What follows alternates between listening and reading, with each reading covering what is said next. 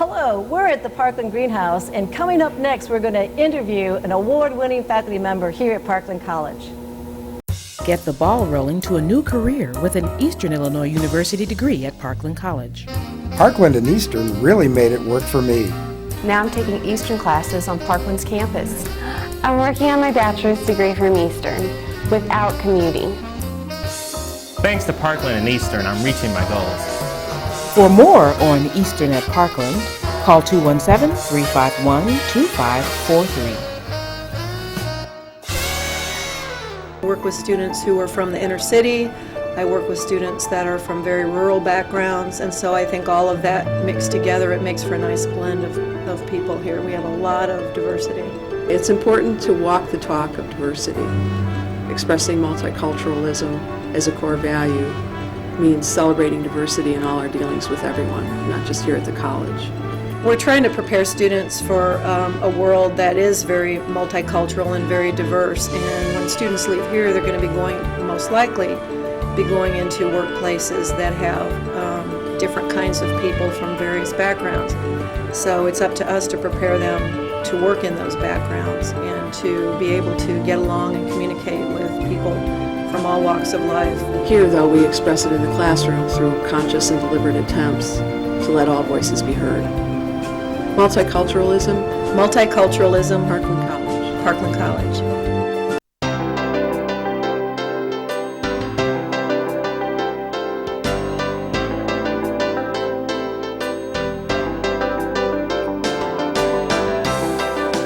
Welcome to The Voice. I'm Faye Russef-Baker, Associate Vice President for Teaching and Learning here at Parkland College. And today's show is one you are absolutely not going to want to flip through. You're going to want to stick with us because I have an amazing award-winning faculty member with me, Kaizad Irani. Welcome to The Voice. Thank you very much. Now, many of the people who are watching, I'm sure, know you already from lots and lots of places, but right now you're on the show because you are our 2008 Illinois Community College Trustee Association Outstanding Faculty Member. Thank you.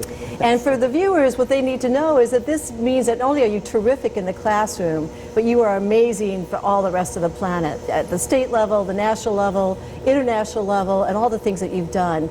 As we speak, we're sitting in one of the things that you helped bring about, which is Parkland's Greenhouse.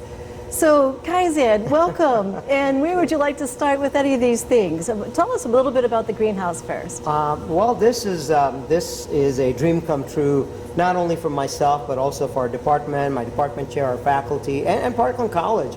I mean, when we started the program a few years ago, I've always talked about it, and we've always talked about having a facility to actually showcase our plans and talk about this, and we worked on it for several years, and finally this thing came about with the wonderful generous donations of the community members and people around us, and now we're teaching multiple classes because of this. This greenhouse has also allowed myself and our department to introduce a floral design program for the community, which is something I've always wanted and we've never had, but now this is here and it's happening. So a lot of people might not know that your primary thing that you teach is...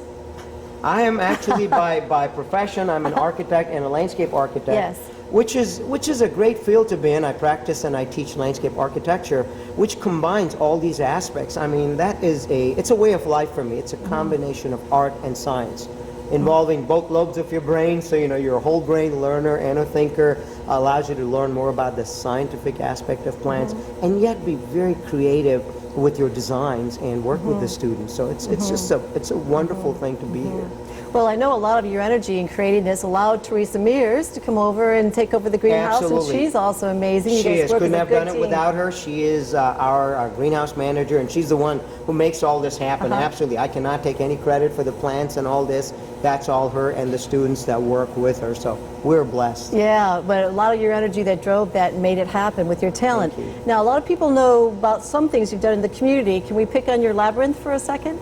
Absolutely. This is something that we did a few years ago, worked with the Baker Board, the Urbana Park District, some of the local art galleries, and then they involved me. They asked me if I would be willing to do a design, donate a design for the gardens around the Labyrinth. This is a classical labyrinth based on the one at Chartres in France, outside Paris. And I said, wow, within our community, and Carl Hospital was another key donor, so we actually placed this labyrinth right across from Carl at Crystal Lake Park. And I came up with the overall landscape design, and I said, well, I'd love for my students to be involved. So it was my construction class, I believe 2003, that actually we spent time out there and built the gardens, and they are just absolutely gorgeous. If people haven't seen them, this is truly, we call it a flat sculpture. It's a respite garden, a spiritual garden, just a place to go and relax and kind of soothe all your cares and worries away. I've been there. Through some stressful times at Carl when friends and family have been admitted, and you got that long window of anxiety, and I've gone out and walked on your work, and it really is such a gift that you've given to the community. I also have to talk about some of your passion around mind mapping, and if you would talk about that a little bit and then bring it into some of the work that you did in Beijing, China, with our exchange with faculty. Certainly. For those of people who are not familiar with mind mapping, or idea mapping as we call it here in the U.S., is an ability to engage, again, both the right brain, left brain. It's a great organizational tool. In fact, we call it the Swiss Army knife for the brain. You have all these gadgets, you want to remember, you want to regurgitate, you want to create, ideate, innovate, all these eights. It's phenomenal. I was certified in it as an international, through an international certification process quite a few years ago, and that allowed me to teach it. And I've been passionate about this since I was a child. My mother, who was also a professor and an artist, encouraged me to actually think in pictures, in visual. And a lot of people have a hard time. We can think in pictures, but we cannot put it down. So this tool allows you to do multiple things. And so I was able to do that and learn and come back and share that through the center, and sort of empower other faculty. Yes. Other faculty are now teaching that within their classes. Every single class I teach, every student that walks in and out through my program knows what it is all about.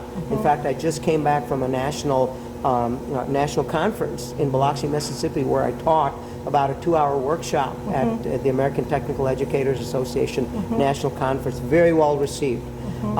Share with you how this also applies on an international level. I mean, please. Language is not an issue. I was asked to go to Beijing. We had an agreement with the college in Beijing, the BVCA, through Parkland. And one of the first classes I was asked to teach was a business development, a business landscape management class. And I go, wow, this is going to be tough. How do I teach business concepts in a country where not necessarily business is taught from the way we do? So at first I tried the regular way, and I said, well, I'm not getting through.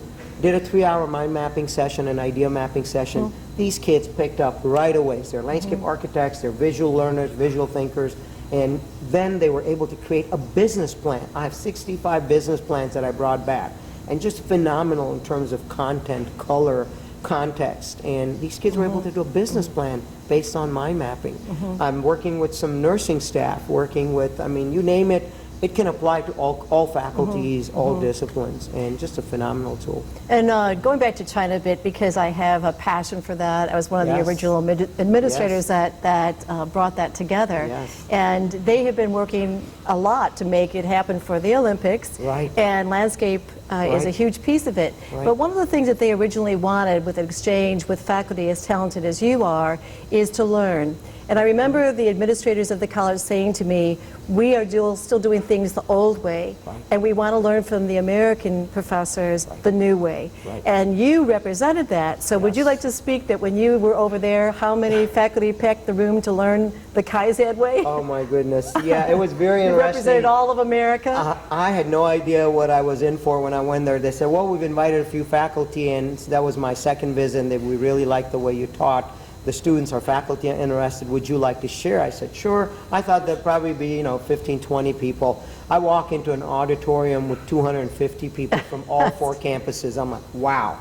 And they even gave me an honorary doctorate. I go, no, I'm not a doctor. I just play one on TV. They said, no, you have 2 masters. That's like a doctorate. I go, okay, thank you. And it was how to be a good teacher. And I was able to share with them for over 2 hours my personal teaching philosophy. I cannot teach somebody to be a teacher. I just kind of show them the way that I followed and what has helped me just being myself and the passion. That's the key thing I tell people. Teaching is not about the money, it's not about the ego or the fame. You're in it because you're passionate about what you do, and that's something that hopefully came across. And I mean, the question and answer session that lasted afterwards were overwhelming. Apparently it was in one of the local newspapers, it was on the internet. I don't read Chinese, I pretend to, but it was a wonderful, it was an honor. I mean, I was so touched. So and this is coming from a land of China, which which has people like Lao Tzu, Confucius, Kung Fu Tzu, as they call them, and they respect teachers. They're right there in the same category or status as parents, and the students and the faculty. Wonderful, great experience. Well, I think the people who are watching can capture some of your essence. I mean, on campus, you are magic. The students adore you, the faculty adore you, the administration adores you, the trustees adore you. In fact, when your announcement went out from my office, tons of people responded, and as my way here, people said, "Oh, you're going to be with Kaizad on TV, well deserved." So I think it's just such a great honor. Thank you. I also would like to talk about a few things. Could you talk about some of the work you did around New York from the tower? Absolutely. This was, as we all know, the unfortunate day, September. Like the rest of us, I'm glued to the television set looking at going, gosh, is there anything I can do to help with this? And the opportunity just wasn't there. They were telling people, just don't worry, just send your prayers and whatnot. And a few years later, I had the chance through an organization called ALCA, Associated Landscape Contractors of America, and they put out a design competition where they were asking people to submit, information, and then they were going to handpick a few people, and I just sent it. At first I wasn't sure. My students nagged me. My wife got on the bandwagon, and when that happens, things are going to happen. So I said, okay, just to get them off my case, I sent in my application, which took a while to put together. It was a whole portfolio. And a few months later, I got a call saying that I'd made it to the final cut. They flew us into Chicago. There were 20 of us from all over the country and parts of the world. We got together to do what's known as a design charrette. And part of that, we actually sat Friday, Saturday, Sunday, and were given the site, which is right there in the shadow of Ground Zero. It's about a 1.72 acre site. As soon as you come outside the Hudson Tunnel, right there, you see it right on Canal, Lake, and Verret.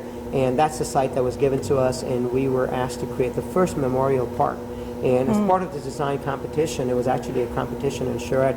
My team won. We were given the award, which was just so touching. And again, it wasn't that, wow, we did it. It's just that we were able to help with this, not a national disaster, not a national event, but it was international. I mean, it was global.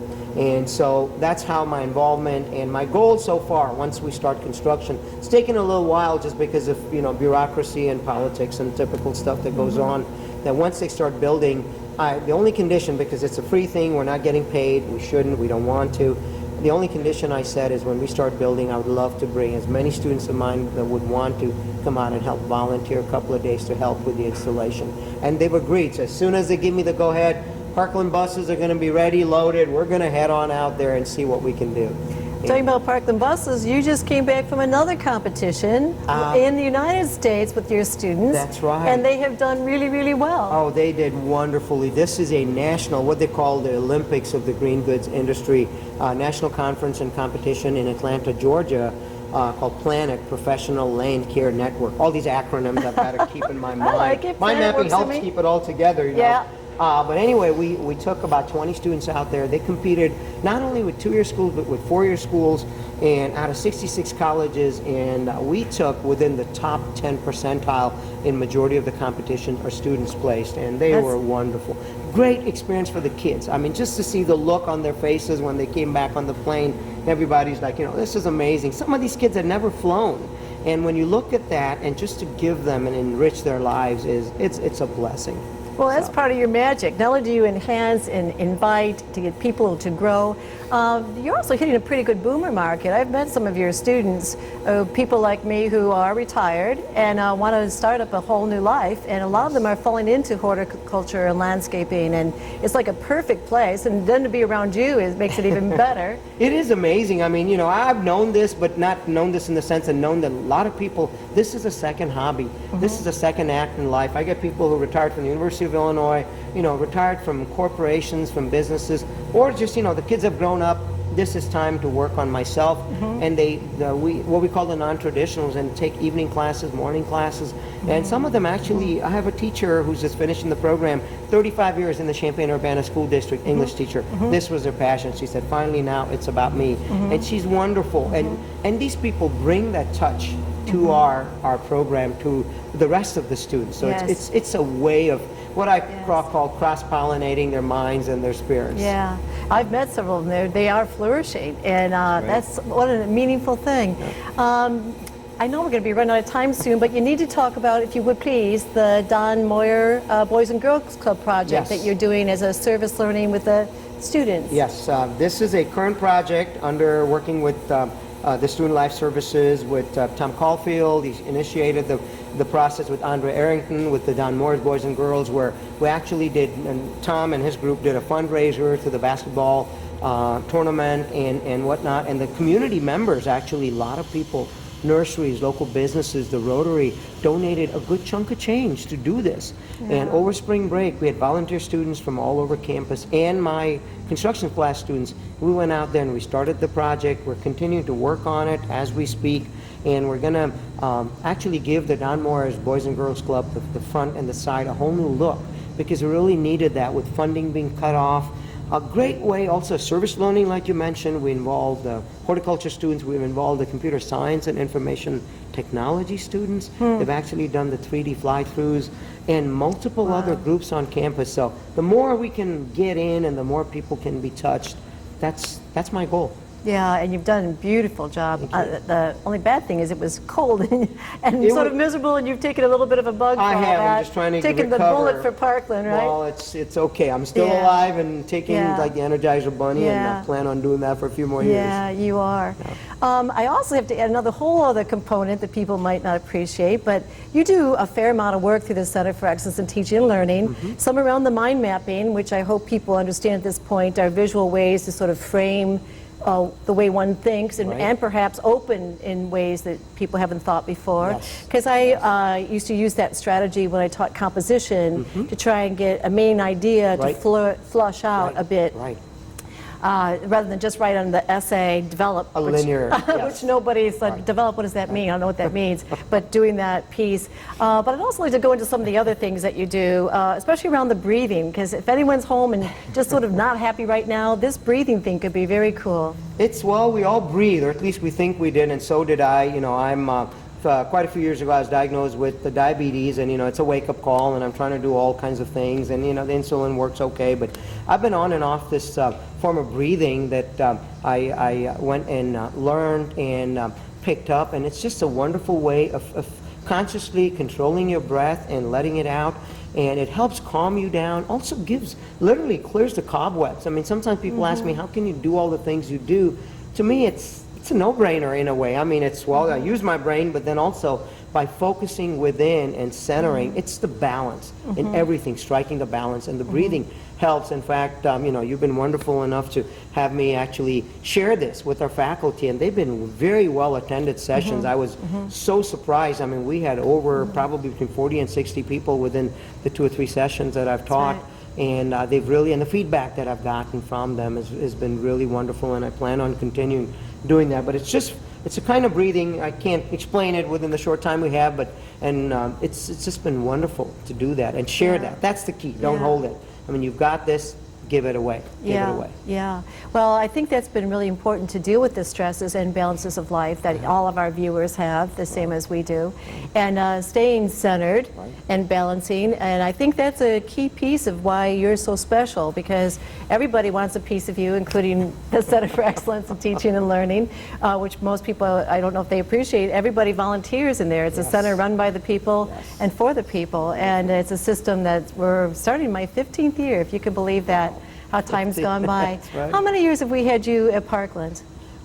This will be my 7th year full-time. Prior to that, I taught part-time while I was a corporate landscape architect at a local firm. And so yes, I mean, I've enjoyed the part-time, and then when time came for full-time, I applied just like everybody else did, and they selected me. I to teach and start the program, and since then we've got the associates program, and we're adding more programs. So yeah, it's 7 years, is it? 7 years. Yeah. Wow, it's been I feel like I've been amazing. here for a lifetime, but it's Yeah. been, well, when you teach morning classes, night classes, weekends, I think my own kids don't get to see me as much. They recognize me by photograph, but my other students do, but it's Yeah. all good. I mean, I Yeah. try to balance it out now. Yeah, well, you do. You put your heart and soul into it and your passion. And that's what I think, you know, is part of the key about what makes you so magic and the award-winning professor that you are. It's an honor. I mean, I was very humble, let me tell you that. I was out of town at this conference when Faye called and left a message, and I did not even know because I didn't have access to my computer. So one of my colleagues, Teresa, she said, Kaizad, do you want some sort of an award? I go, what did I do now? And so I went out to go online that night, and I go, oh my God, and just the number of emails that I got after your email went out, I was so touched. Just the support of my peers and the students. I mean, to me, that's the greatest award. And like I mentioned, just to be nominated. So thank you. Thank you, Oh, everybody. you're more than welcome. You so deserve it. This will also be, you will be moving on to the state level, where you'll be competing with the other professors from the state.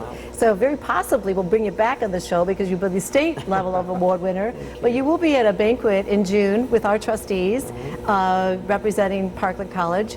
And then you'll get a plaque and some other things, and $1,000 professional development.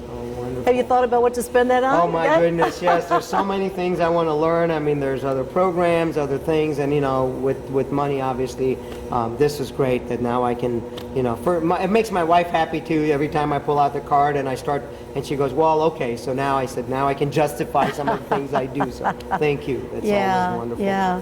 Well, as we're starting to wrap up here, are there some things that you wish I'd asked or that you'd like to say? Well, I mean, the only thing I would like to tell people that who are considering teaching. I mean, again, I was not trained as a teacher. My mother was a professor. I never thought I would get into that. My dad was a PE teacher and a you know, a bodybuilder and so on. So I laugh. I don't have the brawn, but I maybe got a little bit of some of the brain part, and I put those. I mean, find your passion. To me, I mean, this is absolutely, it's a labor of love. It's planting that seed, but then again, like I mentioned in my teaching philosophy, it's the whole surrounding, the resources that we bring together. And Parkland has been this great environment to kind of plant the seed and grow. So it's just want to thank everybody who's helped, you know, bring the program together, help me get to where I need to be, and help other students and people. So thank you.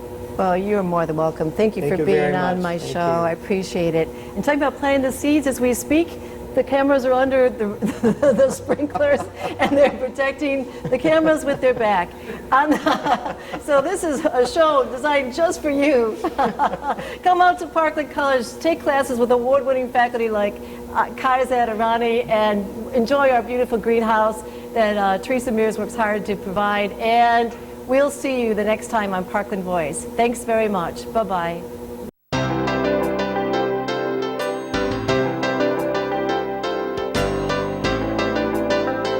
What is really nice is within this environment, it's not just, you know, it's not only my fellow teachers and the center and people like yourself that really inspire you to take your teaching and your learning to the next level, because as a teacher, if you stop learning, you're gone. I mean, that's in my opinion, and you have to continue that. And then also the students. I mean, I tell the students, I do not claim to know everything. If I did, I wouldn't be here. I mean, I'd be somewhere sitting on a mountain doling out advice, and I'm not. And so if there's anything that they need to learn, they kind of encourage you, and they ask questions, and my goal is to teach them to learn how to learn. I mean, it's all not just giving them the information, but taking that information and transforming their thinking. So that's what thinking and learning and teaching is all about. And we've talked about that because it's dynamic learning. Absolutely. And, it's not static, the dynamism that not only is it involved in the growing aspect, it's so near to me with plants and with landscape architecture. Nothing is constant. The only constant is there will be change. And accept the change. And that's what I try to tell my students is learn it is a dynamic learning environment. Look at the world. It's not flat anymore as it's changing. And that's the key thing that we as faculty can give and share with our students. Yeah, and you as a role model is very, very essential to the success of Parkland College and to our students.